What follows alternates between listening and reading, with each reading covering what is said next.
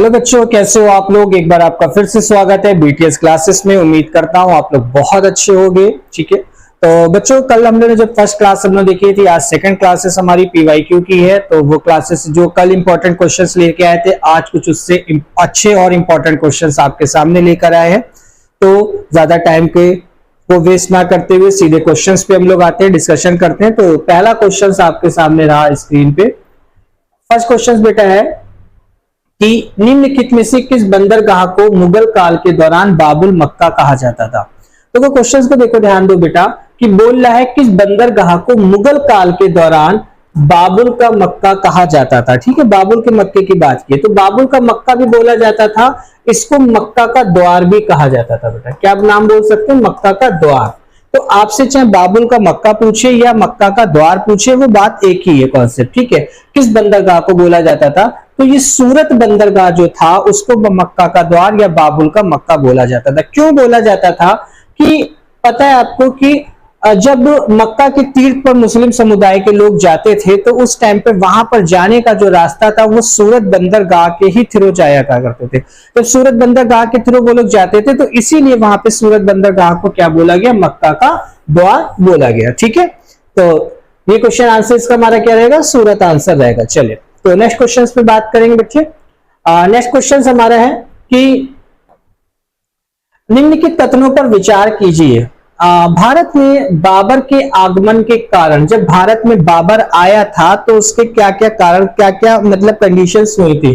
पहला है उपमहाद्वीप में बारूद का आगमन हुआ था। ठीक है, दूसरा है क्षेत्र की वास्तुकला में मेहराब और गुंबद की बात किया गया था, क्षेत्र की। ठीक है, और उसके बाद प्रदेश में तैमूरन राजवंश की स्थापना हुई थी। ठीक है, और युद्ध में तोपों की शुरुआत हुई थी। तो अगर हम बात करें बेटा, जिक्र कर इसमें देखते हैं क्वेश्चंस में आके, तो उपमहाद्वीप में बारूद का आगमन हुआ था, ये बात बिल्कुल गलत है। क्षेत्र की वास्तुकला, वास्तुकला से बाबर का कोई मतलब नहीं था। वास्तुकला की हम लोग बात करेंगे बाबर के आने के बाद शासक हमारे जो, इसमें वास्तुकला देखने को मिलती है हमारा। ठीक है, प्रदेश में तैमूरन वंश की जो स्थापना हुई थी, ये बात बिल्कुल सही है कि उस टाइम पे जब बाबर आए थे तो तैमूरन वंश की स्थापना हुई थी। और युद्ध में तोपों की शुरुआत सबसे पहले बाबर ने ही युद्ध में तोपों की शुरुआत की थी। तो आंसर हमारा इसमें सी और डी ऑप्शन हमारे दोनों सही है। तो आंसर हमारा क्या आ जाएगा, सी एंड डी जो है वो ऑप्शन हमारा बिल्कुल इसमें सही आ जाएगा। ठीक है बेटा, तो आंसर इसका हमारा दोनों ऑप्शन सही रहेंगे। चलिए नेक्स्ट क्वेश्चन पे बात करते हैं। नेक्स्ट क्वेश्चन देखिए क्या है। नेक्स्ट क्वेश्चन बोल रहा है कि अष्ट प्रधानमंत्री परिषद थी। बेटा ये इंपॉर्टेंट क्वेश्चन है, इससे एक नहीं कई क्वेश्चंस बनते हैं। तो अष्ट प्रधानमंत्री क्या था, जो अष्ट प्रधानमंत्री परिषद की बात करें तो अष्ट प्रधानमंत्री किससे रिलेटेड है। तो अगर हम बात करें कि अष्ट प्रधानमंत्री जो है वो आपका मराठा प्रशासन से रिलेटेड है। किससे है, मराठा प्रशासन से रिलेटेड है। तो मराठा प्रशासन से अगर हम बात करेंगे तो शिवाजी।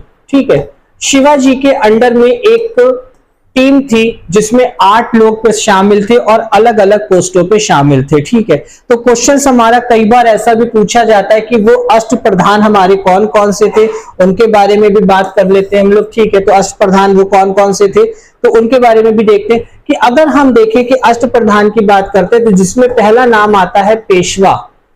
क्या नाम आता है बेटा, पेशवा। पेशवे को हम क्या बोलते हैं, मुख्य प्रधान के नाम से भी बोलते हैं। क्या बोलते हैं, मुख्य प्रधान। ठीक है, उस टाइम राजा का जो प्रधानमंत्री होता था उसी को क्या बोला जाता था कि आपका मुख्य प्रधान के मुख्य प्रधान भी बोला जाता था। ठीक है, तो यानी क्या हो जाता था उस टाइम पे, अगर हम बात करेंगे तो राजा का प्रधानमंत्री, राजा का प्रधानमंत्री। ठीक है, दूसरा अगर हम लोग बात करें इसमें बेटा, तो दूसरा आता था आमत्य। आमत्य, ठीक है, आमत्य के साथ साथ इनको दो और अलग भी नेम से भी जाना जाता था। वो नेम हमारे क्या थे, इसमें अगर हम बात करें तो पंत भी इसको बोला जाता था या मजमूदार भी बोला जाता था। क्या बोला जाता था, आमत्य को पंत भी बोला जाता था या मजमूदार भी बोला जाता था। अब ये क्या होता था, आमत्य या मजमूदार की अगर हम लोग बात करेंगे, ये वर्तमान समय में जो हमारे राजस्व तथा वित्त मंत्री, राजस्व तथा वित्त मंत्री, वित्त मंत्री को बोला जाता था, क्या बोला जाता था, आमत्य बोला जाता था। ठीक है, तीसरा जो यहाँ पर आता था, तीसरा जो आता था वो किस चीज की अगर हम लोग बात करेंगे, तीसरे आते थे वाक्या नवीज। क्या होता था? वाक्या नवीज। ये एक मंत्री होते थे। वर्तमान में जो गृह मंत्री, वर्तमान में गृह मंत्री जो पोस्ट है, उस टाइम पे इसको यही बोला जाता था। क्या बोला जाता था? वाक्या नवीज बोला जाता था। फोर्थ अगर हम लोग बात करेंगे तो फोर्थ हमारा था संचेत। ठीक है, अब इसमें अगर संचेत की बात करें, जो हमारे विदेश मंत्री थे, ठीक है, वर्तमान में जो विदेश मंत्री की पोस्ट रहती है वो बोले जाते हैं इसमें संचेत। इनको दूसरा नाम भी बोला जाता है, दूसरा नाम इनका क्या था? दबीर। दबीर के नेम से भी इसमें बोला जाता है। ठीक है, उसके बाद अगर हम लोग फिफ्थ आगे नेक्स्ट की बात करते हैं तो फिफ्थ में बात करेंगे, बेटा ध्यान दीजिएगा यहां पर। ठीक है, फिफ्थ में अगर हम लोग बात करें सचिव, क्या था? सचिव। सचिव को अगर हम लोग बात करें तो दूसरा नाम भी बोला जाता था चिन्ह पार्टी के नाम से, और इसका मतलब ये होता था, सचिव का मतलब जो हमारा राजस्व पत्र के बारे में होता था, राजस्व पत्र व्यवस्था जो होती थी उसको हम बोलते थे सचिव, यानी चिन्ह पार्टी के नाम से भी, दूसरे नेम से भी जानते थे। सिक्स हमारा इसमें रहता था, छठा जो था वो था सेनापति। ठीक है, सेनापति नॉर्मल जैसे रहते हैं उनके रक्षक इस तरीके से। सातवां न्यायाधीश। न्यायाधीश मतलब जो प्रेजेंट टाइम में मुख्य न्यायाधीश की पोस्ट है, उस टाइम पे वो न्यायाधीश का कॉन्सेप्ट था। ठीक है, आठवां और लास्ट हमारा था इसमें पंडितदार। पंडितदार, पंडितदार को दूसरे नाम से भी बोला जाता था, सद्र के नाम से भी। क्या पंडितदार का काम इसमें जो रहता था, पंडितदार का कॉन्सेप्ट ये था कि यहां पर जितने भी धार्मिक आपके जो भी धार्मिक कार्य थे उनसे रिलेटेड चीजों के लिए यहाँ पे क्या था, इसका आपका सदर यानी धार्मिक कार्य को देखा जाता था। तो बच्चे आप लोग अगर देखोगे कि एक क्वेश्चन से ही कई क्वेश्चंस यहाँ पर बनाए गए कि अष्ट प्रधानमंत्री परिषद हमारा मराठा प्रशासन से था, और इनसे रिलेटेड अगर हम देखें कि हमारे कई क्वेश्चन हमसे बन सकते हैं। जैसे एग्जाम्स में हमसे यही पूछा जा सकता है कि मराठा प्रशासन में राजस्व तथा वित्त मंत्री के लिए क्या पोस्ट था, क्या उसका नाम था, तो सीधा सा आमत्य भी ऑप्शन में हो सकता है, पंत भी ऑप्शंस में हो सकता है, या मजमूदार भी ऑप्शंस में हो सकता है। ठीक है, सेकंड क्वेश्चन हमारा बन सकता है कि वाक्या नफीस से तात्पर्य क्या है, मराठा प्रशासन में वाक्या नफीस से क्या तात्पर्य, तो वो वाक्या नफीस जो थे वो प्रेजेंट टाइम में जो वर्तमान में गृह मंत्री की पोस्ट रहता है उस टाइम पे उसको क्या बोलते थे? वाक्या नफीस बोलते थे। चलिए बच्चों, तो नेक्स्ट क्वेश्चन पे हम लोग बात करते हैं। ठीक है, तो नेक्स्ट क्वेश्चन आपके सामने ये कि बक्सर की लड़ाई के बाद किस संधि पर हस्ताक्षर किए गए थे? बेटा किसकी बात करें? बक्सर की लड़ाई। तो सबसे पहले अगर देखिए कि बक्सर की लड़ाई का जो है ये हमारे लिए इंपॉर्टेंट क्वेश्चन है, कई बार एग्जाम्स में पूछा गया है। ठीक है, तो पहले इसके बारे में थोड़ा सा देखते हैं, देन उसके बाद फिर संधि की बात करते हैं हम लोग। ठीक है, तो बक्सर की लड़ाई अगर हम बात करें बेटा, तो बक्सर की जो लड़ाई थी वो हमारा 2 से 3 अक्टूबर 1764 में, ठीक है ध्यान दीजिएगा, 2 से 3 अक्टूबर 1764 में बिहार में एक डिस्ट्रिक्ट है, बिहार में एक जिला है और उस जिले का नाम है आरा। आरा जिला है और वहां जिले के अंदर एक बक्सर नाम मैदान है, बक्सर के नाम का मैदान है। ठीक है, तो बक्सर की लड़ाई जो नाम बोला गया, बक्सर नाम जो पढ़ा गया वो किस बेस पे पढ़ा गया वो चीज देखो। बक्सर जो पढ़ा गया तो क्या था कि बिहार में एक आरा जिला है और आरा जिला में बक्सर का मैदान है, उस बक्सर के मैदान में वहां पे क्या हुआ था? लड़ाई हुआ था। एक तो ये चीज है। दूसरी चीज आती है कि लड़ाई जो था वो किस किस के बीच था, तो अगर हम बात करेंगे बेटा, लड़ाई जो था वो ईस्ट इंडिया कंपनी,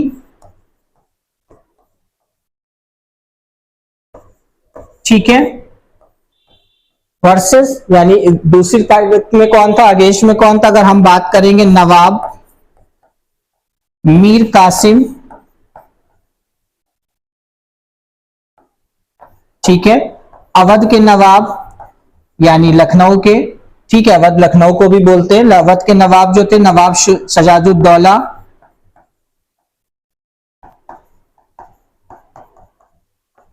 और मुगल साम्राज्य के आलम शाह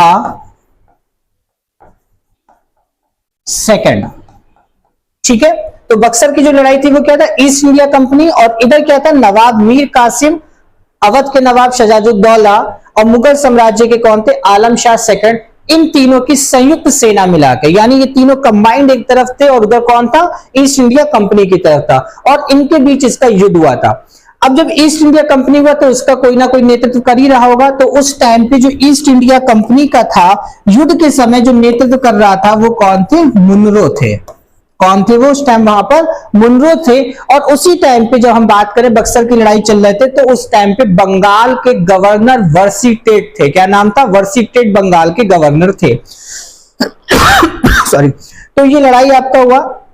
इस लड़ाई के बाद क्या हुआ था कि क्वेश्चन हमारा ये था बेटा, इसके बाद में क्वेश्चन हमारा ये था कि किस संधि पर हस्ताक्षर किए गए थे। तो अगर हम देखें ऑप्शन हमारे पास इलाहाबाद संधि, सुगौली संधि, बेसिल संधि एंड सालबाई संधि की बात करें, तो जो हमारा संधि पर हस्ताक्षर किए गए थे वो किस पे किए गए थे, इलाहाबाद संधि पर। किस सन में इलाहाबाद संधि पर किए गए थे, 1965 में। 1965 में इलाहाबाद संधि पर हस्ताक्षर किए गए थे। और उस टाइम पे क्या हुआ था कि जो मुगल बादशाह थे, कौन थे, शाह आलम द्वितीय यानी शाह आलम सेकंड, उन्होंने क्या किया था, ईस्ट इंडिया कंपनी को बंगाल पूरा दे दिया था। और बंगाल पूरा उन्होंने उसको क्या किया, दे दिया था। ठीक है। उसके बाद उन्होंने क्या किया, 26 लाख रुपए, 26 लाख रुपए वर्ष, 26 लाख रुपए सालाना के तौर पर इन्होंने इनको बंगाल, बिहार, उड़ीसा, इनको दीवानी के तौर पर दे दिया था। ठीक, साल भर के लिए दीवानी के तौर पर क्या किया था, इन्होंने उनको दे दिया था। तो ये बक्सर का हमारा कि इंपॉर्टेंट क्वेश्चंस क्या है कि एक लड़ाई के बाद तुम्हें पता होना चाहिए कि लड़ाई किस सन में हुआ था। तो लड़ाई जो हुआ था वो हमारा कब था, 2 से 3 अक्टूबर के बीच की अगर हम बात करेंगे बेटा, तो ये हमारा 1764 में हुआ था। किस किस के बीच हुआ था वो हमारे लिए इंपॉर्टेंट है। तो ईस्ट इंडिया कंपनी, नवाब मीर कासिम, अवध शुजाउद्दौला, मुगल साम्राज्य, शाह आलम सेकंड के बीच हुआ था। बक्सर की लड़ाई के बाद किस संधि पर हस्ताक्षर हुए थे, इलाहाबाद संधि पर हस्ताक्षर। इलाहाबाद संधि हस्ताक्षर हुई कब थी, 1965 में हुई थी। उसके बाद क्या हुआ था कि वहां पर उन्होंने 26 लाख रुपए वर्ष में जो दीवानी के तौर पर दिया था, कौन से 3 स्टेट को इंक्लूड किया था, जिसमें बंगाल था, बिहार था और उड़ीसा हमारा था। ठीक है, चलिए नेक्स्ट क्वेश्चन पे बात करते हैं। तो नेक्स्ट क्वेश्चन हमारे पास है कि डच ईस्ट इंडिया कंपनी ने किस वर्ष पटना में अपना कारखाना स्थापित किया था। क्या क्वेश्चन है कि किस वर्ष पटना ने अपना कारखाना, पटना में अपना कारखाना स्थापित किया था। हम बात करें, ऑप्शन है 1635, 1632, 1643, 1648। तो आंसर इसका क्या है, 1632। 1632 में डच कंपनी ने पटना में अपना कारखाना स्थापित किया था। प्रेजेंट टाइम में ये पटना कलेक्ट्रेट के नाम से जाना जाता है। किसके नाम से, पटना कलेक्ट्रेट के नाम से, पटना कलेक्ट्रेट के नाम से वर्तमान समय में। ठीक है। और क्वेश्चन एक ये भी बन जाता है कि अगर हम बात करेंगे कि भारत, बिहार के अंदर पहले यूरोपियन कौन थे जिन्होंने प्रवेश किया था। बिहार के अंदर ध्यान दीजिएगा, बिहार के अंदर प्रवेश करने वाले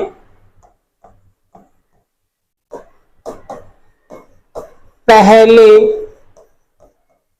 यूरोपियन कौन थे, पुर्तगाली थे। ठीक है। और स्पेशली इन्होंने जो कारखाना लगाया था, तो इनका मेन स्पेशली जो व्यापार था वो क्या था, कपड़े और मसालों का था। ठीक है। तो क्वेश्चन आपके दो बनते हैं कि डच ईस्ट इंडिया कंपनी किस वर्ष में लगाया, 1632 में लगाया, या बिहार में पहले प्रवेश करने वाले यूरोपियन कौन थे। तो आंसर क्या निकल के आएगा, पुर्तगाली निकल के आएगा। स्पेशली इनका व्यवसाय क्या था, मसाले और कपड़ों का व्यवसाय था स्पेशली इनका। ठीक है। चलिए नेक्स्ट क्वेश्चन पे बात करते हैं। नेक्स्ट क्वेश्चन हमारा है कि निम्नलिखित में से ब्रिटिश शासन के दौरान भारतवर्ष के अंतर्गत निवारणीय कारण का मुख्य कौन सा कारण था, निवारणीय कारण का। ठीक है, ध्यान दीजिएगा। तो बात है कि रेलवे के मार्गों पर स्लीपर की मांग को पूरा करना तथा शाही नौसेना के लिए इमारती लकड़ी की आपूर्ति करना। सेकंड ऑप्शन है नियोजित वनों की मांग को पूरा करना तथा चाय एवं कॉफी का वृक्षारोपण करना। थर्ड है विस्तारित खेतियों को मांग को पूरा करने के लिए भूमि को उन्नत करना। उपयुक्त में से एक से अधिक, उपयुक्त में से कोई नहीं। तो बेटा अगर हम लोग बात करें तो हमारा आंसर इसका क्या होगा, जब आपका ब्रिटिश शासन के दौरान भारतवर्ष के अंदर निवारणीकरण का मुख्य कारण क्या था, विस्तारित खेती को मांग को पूरा करने के लिए भूमि को उन्नत करना था, भूमि को उपजाऊ बनाना था, भूमि ज्यादा से ज्यादा एग्रीकल्चर पे काम करने के लिए था। ठीक है, तो आंसर इसका हमारा सी वाला ऑप्शन सही होगा। चलिए नेक्स्ट क्वेश्चन पे बात करते हैं। तो नेक्स्ट क्वेश्चन हमारा है, निम्नलिखित में से किस तिथि को रानी विक्टोरिया की उद्घोषणा जारी हुई थी? ठीक है, ध्यान दीजिएगा, क्वेश्चंस आपकी स्क्रीन पर है। क्वेश्चंस क्या पूछ रहा है, फिर से एक बार देखिएगा कि किस तिथि को रानी विक्टोरिया की उद्घोषणा जारी हुई थी, रानी विक्टोरिया की उद्घोषणा जारी की थी। ऑप्शंस हमारे पास हैं 1 नवंबर 1857 को, 27 नवंबर 1858 को, 1 नवंबर 1858 को, उपयुक्त में से कोई नहीं, या उपयुक्त में से एक से अधिक की बात करें तो ऑप्शन इसका आंसर जो बेटा है वो हमारा क्या है, 1 नवंबर 1858 में। 1 नवंबर 1858 में क्या हुआ था कि यहां पर आपका रानी विक्टोरिया की घोषणा की गई थी। इलाहाबाद में एक फंक्शन था, उस फंक्शन के दौरान यहां पर किया गया था और इसी के अंडर में क्या गया था, एक 15 सदस्य टीम बनाई गई थी, जिसमें 15 सदस्य टीम में 8 लोग जो तो ब्रिटिश के लोग थे और 7 लोग जो तो थे वो आपके ईस्ट गवर्नमेंट के तौर पे इसमें सारे लोग शामिल हुए थे। ठीक है, कि मतलब उसमें जो कहा था कि विक्टोरिया घोषणा करके सन का, तो क्वेश्चन हमारे लिए सिर्फ इंपॉर्टेंट यही बनता है किसमें हुआ था, किस सन के लिए, तो हमें इस पे ध्यान देना है। 1 नवंबर 1858 की बात करते हैं। ठीक है, चलिए नेक्स्ट क्वेश्चन पे बात करते हैं बेटा। नेक्स्ट क्वेश्चन हमारा है, विद्रोह को किसके द्वारा पहली बार प्रथम भारतीय स्वतंत्रता संग्राम के रूप में वर्णित किया गया? यानी जो विद्रोह करा गया था, विद्रोह का मतलब जिनके हम खिलाफ आए थे, उस खिलाफ को पहली बार किसने प्रथम भारतीय स्वतंत्रता संग्राम के तौर पर वर्णित किया गया था? वर्णित का मतलब बताया था, तो कैसा था, तो उसका किसका नाम है, ऑप्शंस देखेंगे, वीडी सावरकर, बाल गंगाधर तिलक, आरसी मजूमदार। तो आंसर इसमें हमारा बेटा क्या है, वीडी सावरकर है। क्या ऑप्शन हमारा इसमें है, वीडी सावरकर की बात करेंगे। ठीक है, इसमें ये चीज है, तो इसमें ये चीज है। अच्छा, कंडीशन ये था कि जब ये वीडी सावरकर है तो जाहिर सी बात है किसी ना किसी में इन्होंने वर्णन किया होगा, तो उस बुक का नेम भी हमारे लिए इंपॉर्टेंट बन जाता है। तो जब उस बुक का नेम क्या था, the history of independence day 1857 की बात करेंगे। क्या बुक का नेम था, ध्यान रखिएगा उसका, the history of independence day 1857। तो हमारे लिए बुक्स भी इंपॉर्टेंट रहेगी कि वीडी सावरकर का किस बुक में वर्णन किया गया था, तो क्या है, the history of independence day 1857 के अंदर। ठीक है, चलिए नेक्स्ट क्वेश्चन पे बात करते हैं। और नेक्स्ट क्वेश्चन हमारे पास ये रहा आपका स्क्रीन पे कि 1857 के विद्रोह की सफलता के निम्नलिखित में से कौन से कारण थे?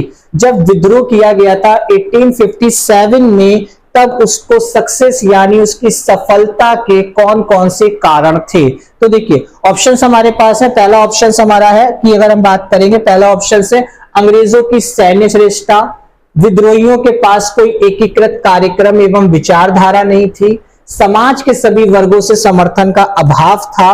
तो अगर हम लोग बात करें बेटा ये सारी के अंग्रेजों की सैन्य श्रेष्ठता, ये बात बिल्कुल सही है। विद्रोहियों के पास कोई एकीकृत कार्यक्रम में विचारधारा एक सी नहीं थी, तो ये बात भी सही है। समाज के सभी वर्गों से समर्थन का अभाव था, यानी अभाव का मतलब होता है कमी थी, तो ये बात भी सही है। तो आंसर हमारे क्या होंगे, सारे के सारे, यानी तीनों ऑप्शंस हमारे यहाँ पर सही होंगे। तो एग्जाम्स में हमको जो दिया होगा तो वो इस तरीके से आपको दे सकते हैं एग्जाम्स में ऑप्शन कि केवल फर्स्ट या फर्स्ट और सेकंड सही है, या इस तरीके से बोल सकते हैं केवल सेकंड सही है। ठीक है, तीनों सही हैं। तो इस तरीके से जो ऑप्शंस आएंगे वहां पर हमारे, तो उसमें से आप देख लेना कि जिसपे ठीक है तीनों आंसर हमारे ऑप्शंस इसमें यहां पर बेटा सही है। चलिए नेक्स्ट क्वेश्चंस पे बात करते हैं। तो नेक्स्ट क्वेश्चन हमारा ये है कि किस अंग्रेज सैन्य अधिकारी ने झांसी की रानी को यह कहते हुए श्रद्धांजलि दी थी कि यहां वो औरत सोई हुई है जो विद्रोहियों में से एकमात्र मर्द थी? क्या बोला था अंग्रेज ने कि ये कहा गया था कि यहां पर वो एक औरत सोई हुई है जो विद्रोहियों में क्या थी, एकमात्र मर्द थी। तो ध्यान दीजिएगा उस टाइम पे क्या बात करेंगे कि आपका जो हुरोज थे, ठीक है, जो आपका ब्रिटिश गवर्नमेंट के उस टाइम पे हुरोज थे, उन्होंने ये बात कहा गया था कि जितने भी विद्रोह थे तो उस टाइम पे रानी लक्ष्मीबाई ने क्या किया था, फिरंगियों से इतना मुकाबला किया था और उनको बहुत ही ज्यादा उनको क्या किया था, परेशान कर दिया था।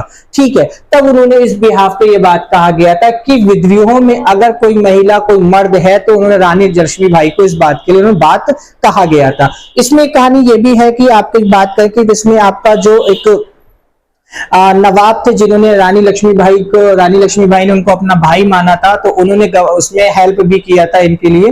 ठीक है, तो वो भी एक क्वेश्चन एक आध कभी कदार आता है एग्जाम में, बट हमारे लिए इंपॉर्टेंट है क्वेश्चन, तो इसका आंसर क्या लगाएंगे, हुरोज की बात करेंगे।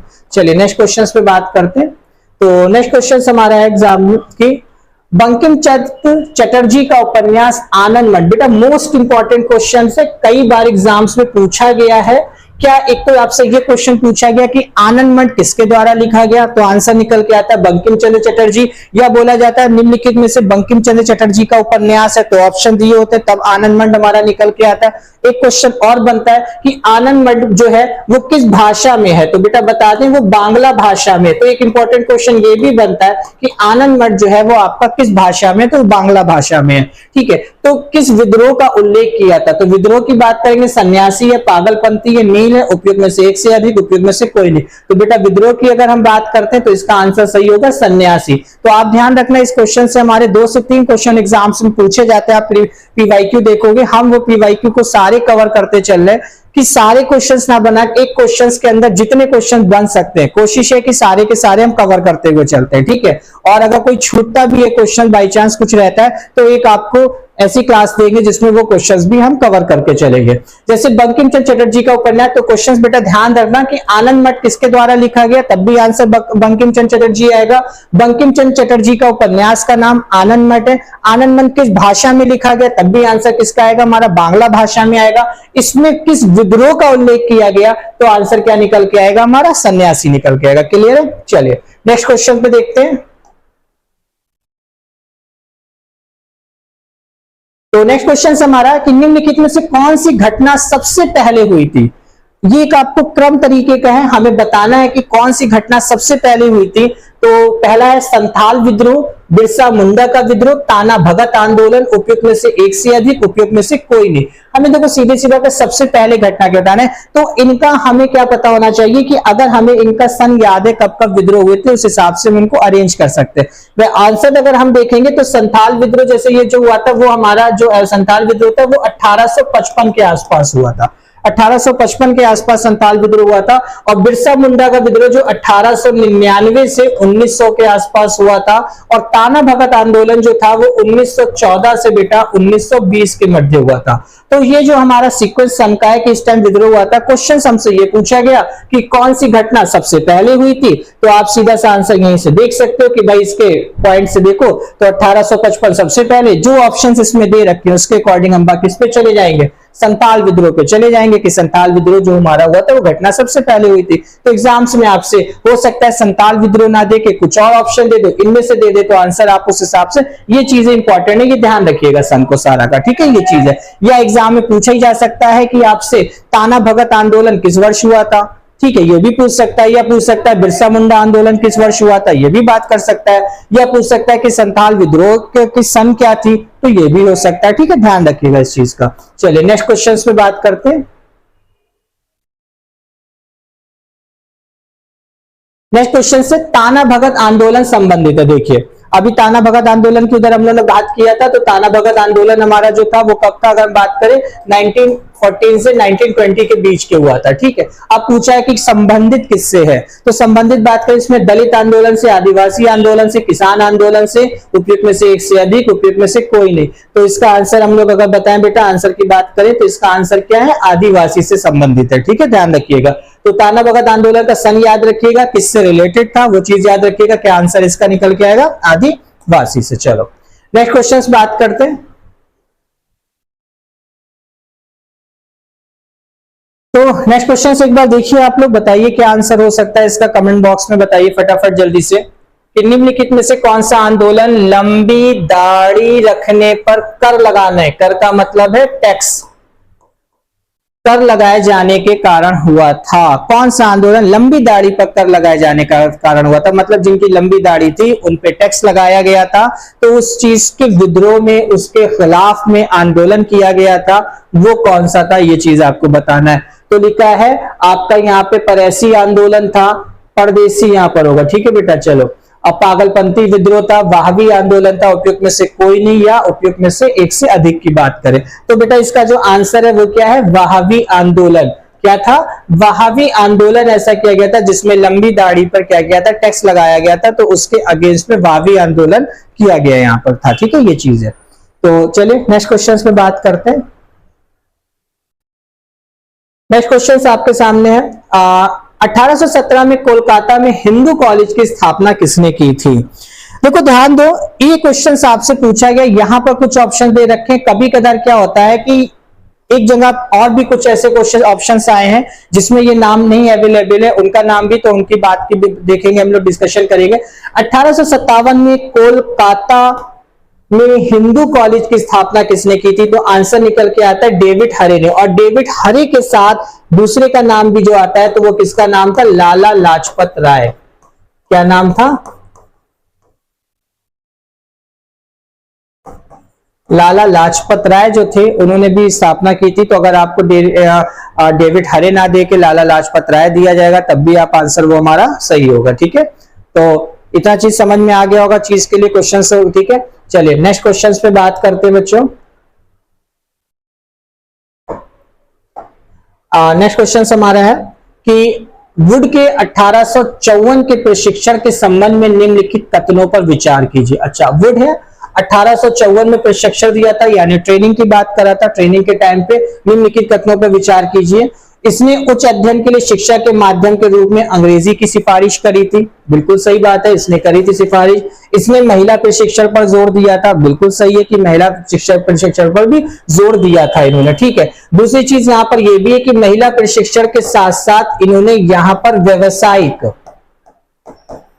व्यावसायिक प्रशिक्षण पर भी जोर दिया था, ठीक है बेटा। तो ये भी याद रखना कि अगर आपको क्वेश्चन में ये भी मिल जाता है कि महिला प्रशिक्षण पर तो जोर दिया था, उसके साथ साथ इन्होंने व्यावसायिक प्रशिक्षण पर भी जोर दिया था, तो अगर तीनों चीजें आती तो तीनों आंसर हमारे इसमें से सही होंगे। इसमें से कोई भी दो आता है या एक आता है, कुछ भी आता है, तो वो आप आराम से इसमें से देख सकते हो कि शिक्षा के माध्यम में अंग्रेजी की सिफारिश था, देन उसके बाद महिला प्रशिक्षण पर भी था, देन उसके बाद फिर व्यावसायिक प्रशिक्षण पर भी बात किया गया था। किसने किया था? वो 1854 के अंदर बात किया था, ठीक है। चलिए नेक्स्ट क्वेश्चन पे देखते हैं बेटा।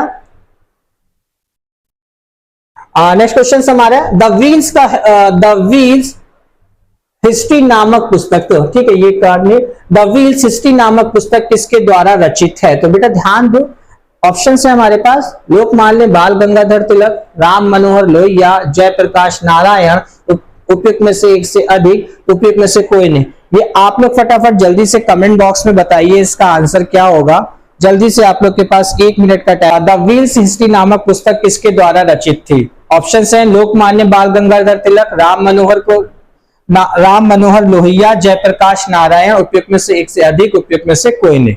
चलिए देखिए आंसर इसका क्या है, राम मनोहर लोहिया, ठीक है।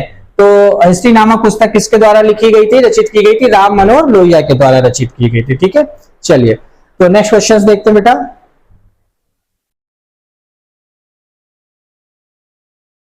नेक्स्ट क्वेश्चन से अब्दुल कलाम आजाद के द्वारा किस पत्रिका को संपादित किया गया था? अब्दुल कलाम आजाद के द्वारा किस पत्रिका को संपादित किया गया था?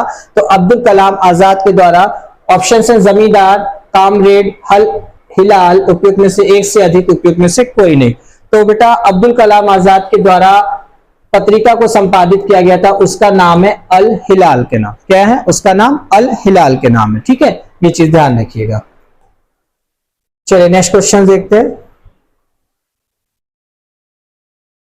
राष्ट्रवादियों के दैनिक समाचार पत्र द इंडियन नेशन का प्रकाशन कब प्रारंभ हुआ था? ठीक है, तो राष्ट्रवादियों के दैनिक समाचार पत्र द इंडियन नेशन का प्रकाशन कब प्रारंभ हुआ था उसके बारे में देखिए। ऑप्शन है 1930, 1931, 1940 में है, उपयुक्त में से एक से अधिक, उपयुक्त में से कोई नहीं। तो आंसर इसका बेटा टिक है 1931 में जो हुआ था, 1931 में आपका द इंडियन नेशंस का प्रकाशन किया गया था, ठीक है। तो इसका आंसर जो हम लोग टिक करेंगे 1931 हमारा आंसर सही है। चलिए नेक्स्ट क्वेश्चन देखते हैं बेटा। नेक्स्ट क्वेश्चन हमारे पास है कि बंगाल व बिहार के नील कृषकों की दशा का वर्णन करते हुए नील दर्पण नाटक किसके द्वारा लिखा गया था? तो नील की अगर हम बात करें, नील आंदोलन की एक बात है, तो नील आंदोलन का एक टॉपिक अच्छा है जिसके बारे में हम लोग आपको एक वीडियो में बताएंगे पूरी चीज के लिए, ठीक है, हम बात करेंगे उसके बारे में भी, ठीक है। और अभी कुछ ऐसे इंपॉर्टेंट टॉपिक्स की बात है जो हम टॉपिक्स को देखें कि टॉपिक्स आपके सामने वीडियो में लेके आएंगे, आपको इसकी क्लासेस भी हम प्रोवाइड करेंगे जो हमारे एग्जाम के पॉइंट ऑफ व्यू से बहुत मोस्ट इंपॉर्टेंट रहते हैं, जिनसे क्वेश्चंस हमको अक्सर मिलते हैं। जैसे अभी रिसेंटली अगर हम लोग बात करें बेटा, बीपीएससी का टीआरई 4 आया हुआ है, उसके पॉइंट ऑफ व्यू से यूपी ट्रिपल एससी पैट का है, उनके पॉइंट ऑफ व्यू से हम लोग कुछ टॉपिक्स की क्लासेस भी आपको प्रोवाइड करेंगे, जिसमें आपको क्या होगा कि आपको एग्जाम्स में बेनिफिट मिलेगा उसमें। और ये पीवाईक्यू जो सीरीज है, आप इसको जरूर इसको रिवीजन करिएगा, इसको देखिएगा, इसमें काफी इंपॉर्टेंट क्वेश्चंस है और एक क्वेश्चन से कई क्वेश्चंस निकल के आ रहे हैं जो एग्जाम के पॉइंट ऑफ व्यू से आपके लिए काफी इंपॉर्टेंट है, ठीक है।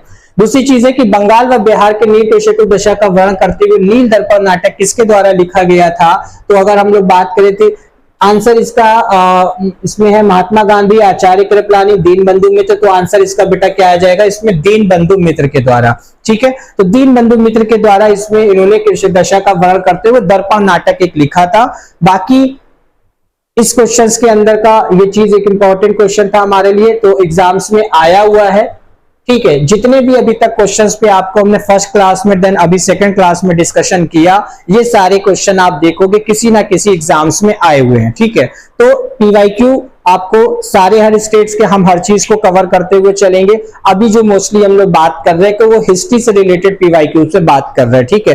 तो सारे क्वेश्चंस पे अभी हम लोग डिस्कशन करेंगे, इसी बार सब्जेक्ट वाइज हम लोग हर पीवाईक्यू को लेके आएंगे, ठीक है। क्लासेस आपको सारी मिलती चली जाएंगी और कुछ टाइम में आपको कुछ टॉपिक वाइज भी क्लासेस पीवाईक्यू की क्लासेस मिलेगी, उसके बाद कुछ टॉपिक की क्लासेस भी आपको मिलती रहेंगी जो आपके टॉपिक का डिस्कशन चलता रहेगा उसमें, ठीक है। चलिए नेक्स्ट पे देखते। चलिए तो इतने ही क्वेश्चंस आज के लिए, ठीक है। बाकी कल आपको 4 बजे फिर एक क्लासेस मिल जाएगी जिसमें आपका क्लास 3 को लेके आएंगे, जिसमें कुछ और अच्छे अच्छे क्वेश्चंस को लेके आएंगे जिनका डिस्कशन हम लोग करेंगे जो आपके एग्जाम के पॉइंट ऑफ व्यू से रहेंगे। तब तक के लिए best of luck, thank you.